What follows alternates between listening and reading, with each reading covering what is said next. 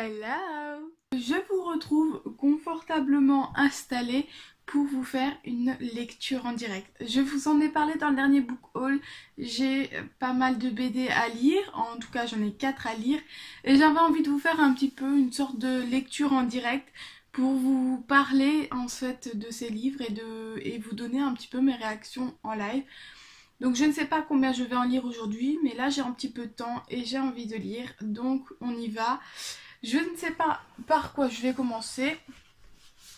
Donc je vous rappelle, j'ai Nora de Léa Mazet aux éditions de La Gouttière. J'ai le tome 2 de Ning qui s'appelle Les Grands Lointains de Darlo et Pilet.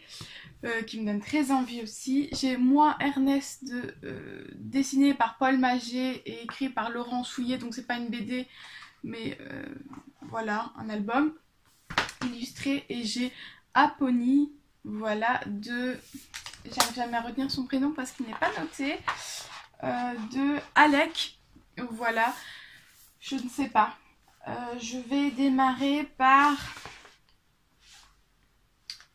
celui-là, je le garde plus tard. J'hésite en fait entre Nora et Apony. Je pense que je vais commencer par Nora.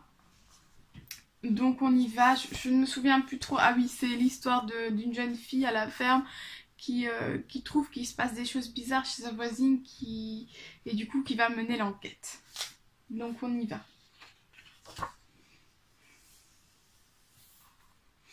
Je vais remonter un petit peu la dédicace que j'ai eue, que je trouve très jolie.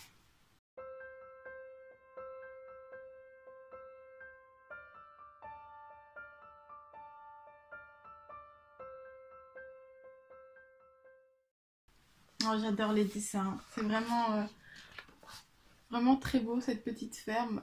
Et les tons sont vraiment très jolis. Donc là on y va, on met le ton en fait avec une petite fille Nora qui n'a absolument pas envie d'aller dans la ferme de son oncle, qu'elle semble pas vraiment connaître.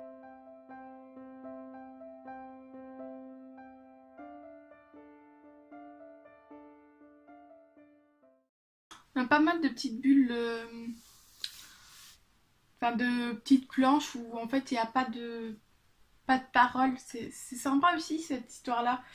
Ben voilà, parce que ça nous permet d'imaginer ce que peut penser à ce moment-là le personnage en fait, la petite fille notamment là. Donc voilà, elle vient de... J'ai pas envie de vous spoiler, mais il y a quelques... Il y a une, deux, trois, quatre, cinq planches quand même où c'est explicitement bien dessiné pour savoir ce qui se passe. Et en même temps, ça nous permet de nous imaginer un peu l'émotion dans laquelle peut être l'enfant. C'est plutôt pas mal ça.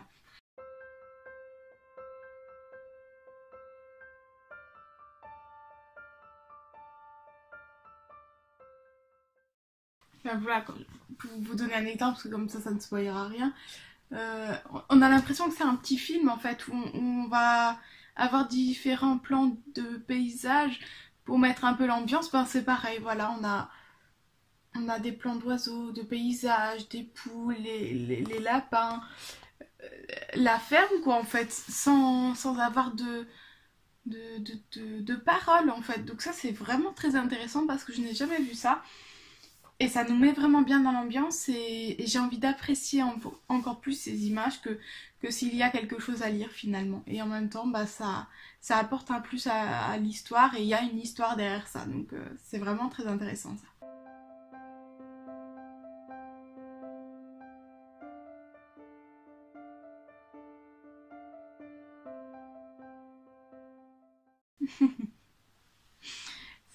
C'est très touchant ce petit passage là. Alors je ne veux pas vous spoiler donc voilà, je ne vais pas vous raconter.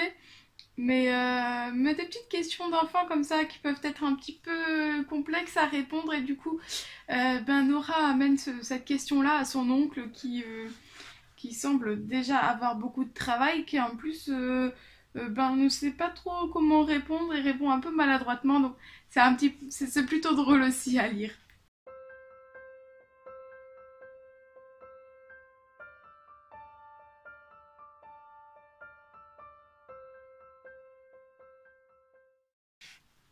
ça prend une tournure un petit peu différente. Je m'y attendais pas là comme ça. Alors avant de commencer le livre, je me demandais il allait y avoir un petit peu de fantastique dans l'histoire ou pas. Et oui, en fait, il y en a. Et je m'y attendais pas là comme ça, en fait. Donc c'est très touchant et c'est plutôt sympa cette petite histoire comme ça.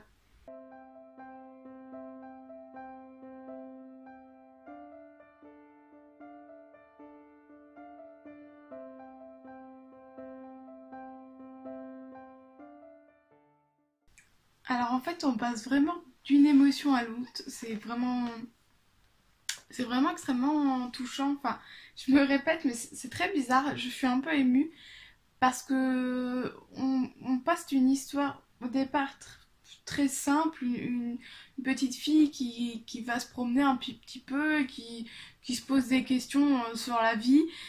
Et d'un coup, elle part dans l'imaginaire et elle revient dans la réalité avec des questions très existentielles et voilà, des choses pas faciles.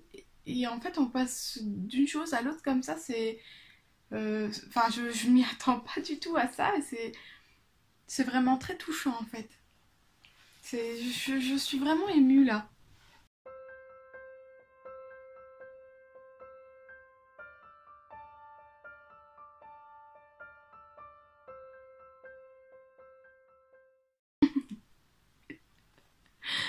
Ah, c'est vraiment.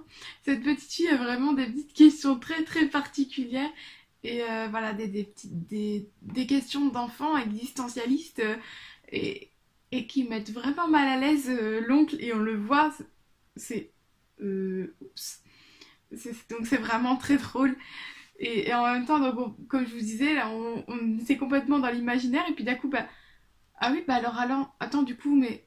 Et ça, alors, comment ça se passe? Donc voilà, de l'imaginaire, elle vient à se poser des questions très, très réelles, très. Voilà, des petites questions d'enfants très drôles, quoi.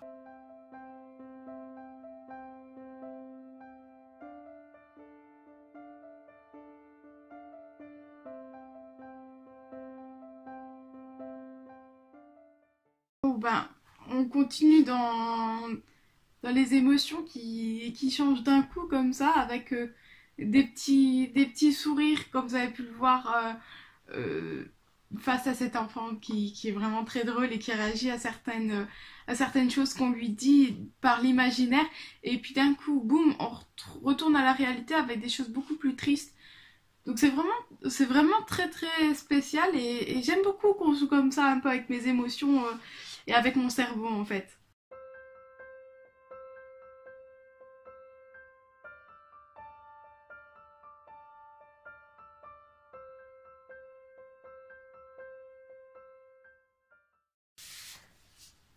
Eh bien, c'est vraiment une très belle petite histoire, très émouvante. Je m'attendais pas du tout à ça. Je m'attendais à une petite fille qui allait vraiment fouiller un petit peu dans la vie de la voisine, parce qu'elle fait des trucs bizarres, mais qu'en fait tout s'explique à la fin.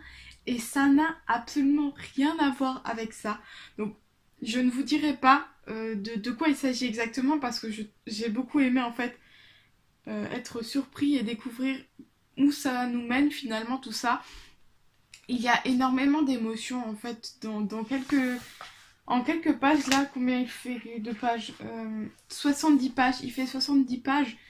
Il y a très peu de mots, j'ai envie de vous dire. Beaucoup de dessins. Et avec si peu de choses, j'ai envie de vous dire, voilà. Euh, L'auteur nous emmène dans tant d'émotions et de enfin, voilà, je suis émue et j'ai vraiment beaucoup apprécié. C'est encore un très très beau livre. Je vais essayer de contacter l'auteur parce que donc c'est une dame hein, encore. Comme d'habitude, je dis toujours auteur, mais je ne sais pas si on dit auteur ou autrice. Bref, je vais essayer de la contacter pour lui dire ce que j'en pense et peut-être lui envoyer cette vidéo. Je suis extrêmement touchée et je la remercie pour ses émotions parce que c'est ça que j'aime finalement. Ces petits temps, ces petits moments hors de la vie finalement. Voilà, on fait une parenthèse dans la vie pour retrouver quelques émotions et j'ai beaucoup beaucoup apprécié. Du coup, je ne sais pas trop si je dois me lancer dans un autre BD ou si je vais m'arrêter là et voir par la suite. Je vais regarder un petit peu si l'un d'entre eux est plutôt petit ou pas. Celui-là risque d'être un petit peu... Oh, je sais pas.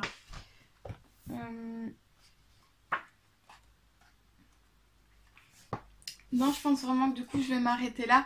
Alors je ne m'arrêterai là, pas là pour vous parce que je pense, enfin en fonction de la durée de la vidéo, je pense que je vous rassemblerai les quatre BD, même si je ne les lis pas tous à la suite ni le même jour.